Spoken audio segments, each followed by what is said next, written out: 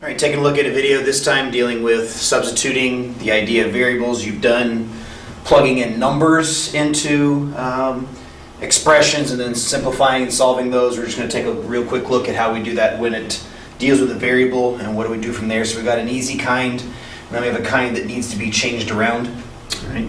First of all, dealing with the easy kind. The easy kind are pretty simple, simply because if I have a situation where I have an expression, say for example, 3x plus 8, and I know that x equals 3. We would know what to do with that if it was just simply a variable. We take the x out, we replace it with the 3, and then we simplify. So this becomes 3 times 3 plus 8, which is 9 plus 8, which is 17. Okay, so what if I had the same situation where I had 3x plus 8 and x is equal to 2y? Nothing changes. The concept of what's going on with the substitution is the same thing.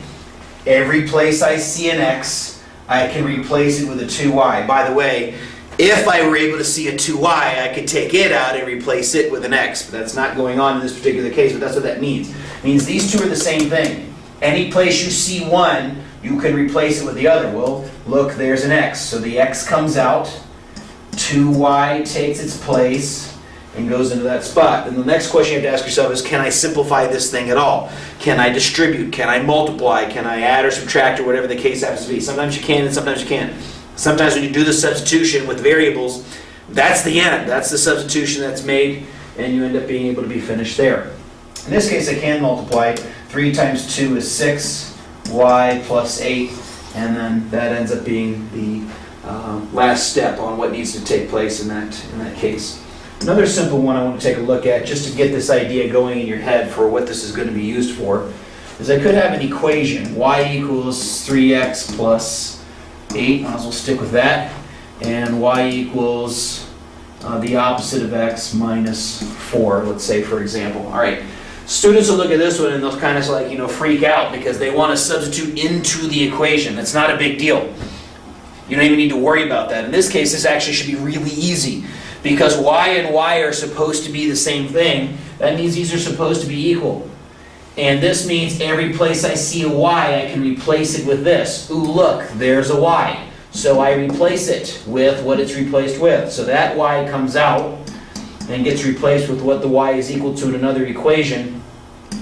And that should be equal to 3x plus 8. You can look at this another way as well. If this thing equals y and y is the same as y and y equals that must mean that these two are the same as well. I like the substitution idea because a lot of students get the idea of taking something out and putting something else into place.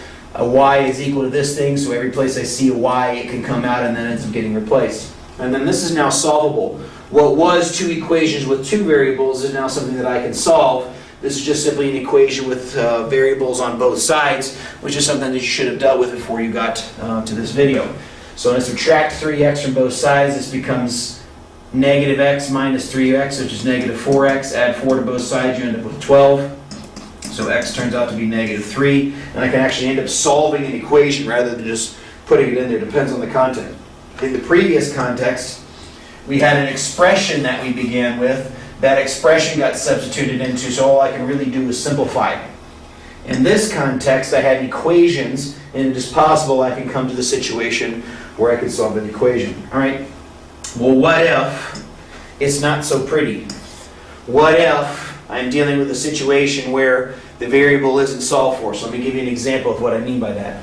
Let's say in this situation I have, stick with 3x plus 8. But instead of a simple equation, I have x plus y is equal to 0. So this isn't y equals something or x equals something, so the substitution that needs to be made isn't quite so easy to figure out. Well, what I realize here in this situation is I need to replace the x.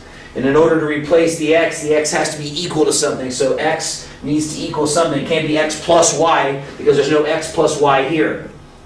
I have to have x equal to something to pull it out. Now I could have an x plus y here, but it's not, and I could take that out and replace it with a 0, but I don't have an x and a y. I have x plus y in this expression, and I need an x that needs to come out. So what I have to do is I have to solve for this particular variable, just a literal equation solving. I subtract y from both sides, x is equal to the opposite of y because 0 minus y is the opposite of y. Now I have what I can use to substitute. Every place I see an x, I can replace it with the opposite of y.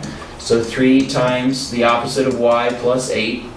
This does simplify into negative 3y plus 8.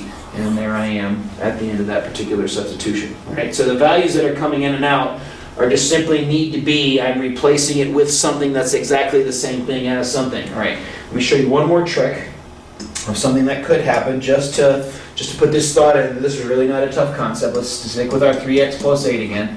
And let's say I had a situation where it was 3x plus 2y equals 7.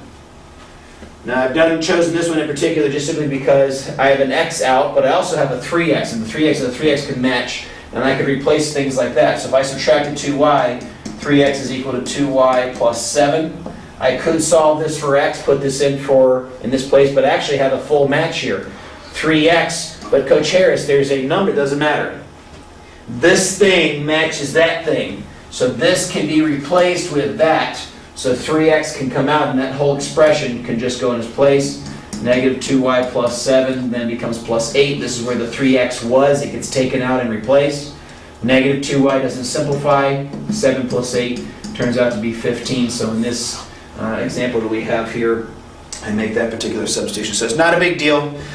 Just replacing, put it in to the spot where whatever it is equal to, take one thing out, put another thing in a spot, and then simplify if you can. Maybe be able to solve. That's probably the topic this is building up for down the road. So that's that. This is substituting with variables. Until next time, see you.